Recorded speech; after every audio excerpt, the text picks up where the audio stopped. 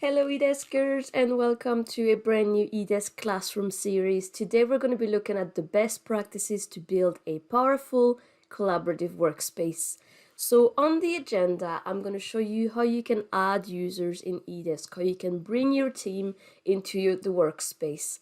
Then I'm going to show you how you can easily structure your team by adding roles, adding permissions. Then we're going to be looking at the powerful eDesk collaboration tools. They're amazing, you're going to love them. And last but not least, I'm going to show you how you can easily set up SLAs to keep maintaining that 5-star customer service. So let's not waste any more time and let's get started. First thing first, the best way to get started with eDesk is obviously to bring in your team. Bringing in your team can be done via the Invite Users button at the bottom of your screen. And the way it works is you simply add your teammates' email addresses and you select the role, what their role is. So if they're agents, if they're managers, whatever. Then whenever you're done with this, you simply click on Invite and that will send them an email from eDesk with a link. And when they click on the link, they'll be able to set up their own password and access the eDesk account, so it's really easy. You can see on the right hand side, I'm adding my support team, I set them as agent, and I click on invite. Really easy, they'll receive an email then. And then again, I click on invite user and I invite Manny, my team leader. So I add his email address, I set him up to be a team leader, and I click on invite, and that's done. Really easy.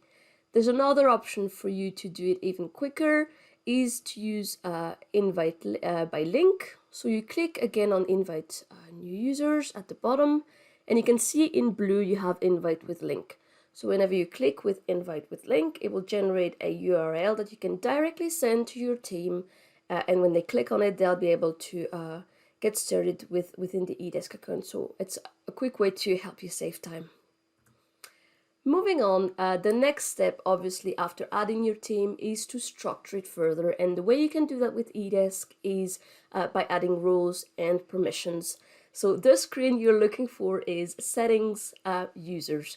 And on that screen, you'll see all the users that you've added or that are active or even not active within the eDesk account. So to show you how to change someone's role, I'm going to take a quick example of my teammate Ella that I added previously as an agent.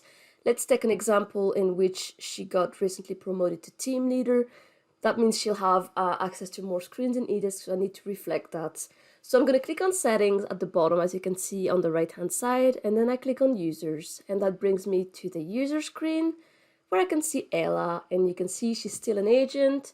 So I click on her profile, I then go to the permissions tab, and I can see all the permissions she has at the moment. They are the standard agent permissions, and I'm looking to change that, obviously. So I'm going to scroll back up, and I'm going to pick the team leader role for her. And when I do that, you can see the permissions are automatically updated. She now has access to insights, for example, when she didn't have before, and that's great. And then, yeah, it will be done automatically, so one to keep in mind. And then moving on, let's say that team leader wasn't really what I was looking for Ella. I wanted some kind of, added some permissions myself because I want her to have access to specific screens, for example. What I can do is I can go back to her profile, back to the permissions, and I can set her role to no role. And when I click on no role, it allows me to manually select, okay, these are the permissions I want to give her.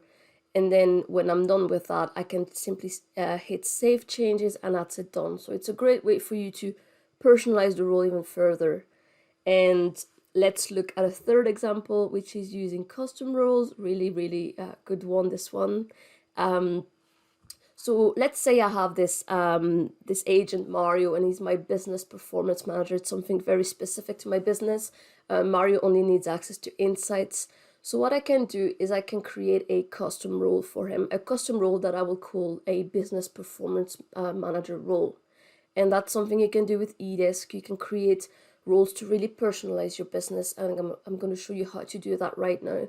So we're going to go back to settings at the bottom, as you can see, and then we're going to go to roles this time, and you can see here are all the standard roles that you will see in eDesk. I click add a new role, and I call that new role Business Performance Manager. I can add a description if I want to. I don't need it for this one. And because Mario needs access to all my insights, I'll manually give him access to my insights, and then I create the role. And when I've done that, it means there's a new role available within my eDesk account. So I go back to the user screen, I click on Mario's profile, I go to permissions, and I assign that new role. You'll see it's showing right there on the list.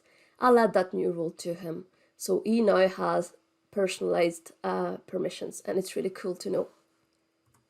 Now, my favorite parts, the eDesk collaboration tools. They're amazing. They're going to help you save so much time. They're going to help you work efficiently with your team. They're great. So we're going to start with assigning tickets. That's the most important one, obviously. When you're inside a ticket, you can manually assign it to an agent via the option Assign Owner. So once a ticket is assigned, it will then automatically show within the My Tickets section of the mailbox for that agent, so they know that these are the tickets they're responsible for. So how it works, I'm going to show you real quick. We're going to click on any tickets, and then we're going to go on the top right, and you can see that wee icon here. It's to assign the ticket. So I click on Jessica, that's me, and then I go to My Tickets, and I can see, okay, this is the ticket that's been assigned to me. So it's really great to know. And there's even a faster way. Here's a wee pro tip for you. When you're on the mailbox screen, you have the icon directly on screen. You just click on it and assign it. It's super, super fast. Saves you a lot of time, so one to keep in mind. Moving on, I'm going to show you how to mention coworkers. It's really a good one, this one as well. When you're inside the ticket, in the same way as before, you can click on the add symbol, and that allows you to mention agents. And you would mention agents if you need their help or their point of view on something. So whenever you mention someone, you'll see the ticket will show on the mentioned section of their mailbox, so they know that their help is required somewhere. And what's great about mention is that you can mention multiple users. So if you wanted to ask a few members of your teams for their help or something, you can do that. Leaving internal notes, a great one, this one. So when you're inside a ticket, you can leave a note by clicking on the reply box and then clicking on the note tab, which I'm going to show you right now. So yeah, you click on the reply box, click on note, and you'll see the background is orange, means you're leaving a note. And then you write your message and you click add note. So here you can see the customer's having a problem with the delivery of an item.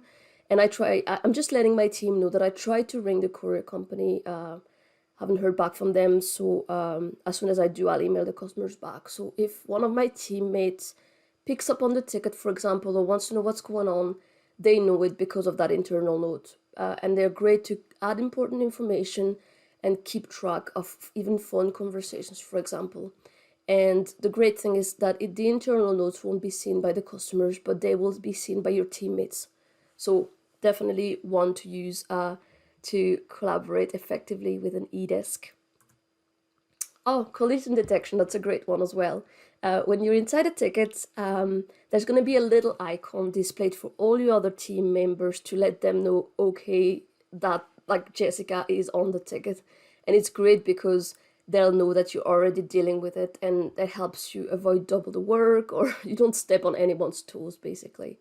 And then the little pro tip here is whenever you can see the eye icon and you're wondering, who's looking at that ticket? You just hover on the eye and you then see it's currently being viewed here by Tara, for example. So I know, okay, she's dealing with that ticket. I'll move on to the next one, or I'll deal with another one. So again, a very powerful collaboration feature. Last but not least, let's take a look at setting up SLAs. It's really, really important to set up SLAs because you want to keep maintaining that amazing customer service that you and your team are providing. So SLAs stands for service level agreements, and they're targets to ensure you that your team responds to customers on time and creates a positive customer experience. When you get started with eDesk, you can choose between setting up marketplace SLAs or companies SLAs. So marketplace SLAs would be SLAs for Amazon or eBay, for example, whereas company SLAs would be SLAs for the entire company. So you decide which one you want to use. And whenever you set up your SLA, you'll see a new column will appear on the mailbox called time left. And that will let your team know, okay, this is how much time you have left to reply to the ticket to comply with the SLA that you have set up in eDesk. So it's really great to know. And here's a little trick as well, a little tip for you. When you click on time left, it will then automatically sort the tickets by, okay, these are overdue, the SLA is overdue, you need to reply as soon as possible, or okay, these are the ones that you need to urgently look at because the SLA is expiring soon. So definitely keep this one in mind. And that's us for today. So before we go, just one quick summary of what we've learned in this video. The 4 best practices to build a powerful collaborative workspace would be to obviously add users, bring your team in on the same workspace, then you add roles, you add permissions, you add custom roles, you just structure your team on the workspace and give everyone the right access. Then you and your team can use the collaboration tools to work together hand in hand and work efficiently.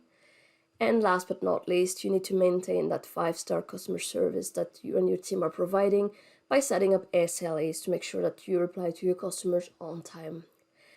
I hope you find this video interesting. If you need more help, please check out the help center. I've left the link below.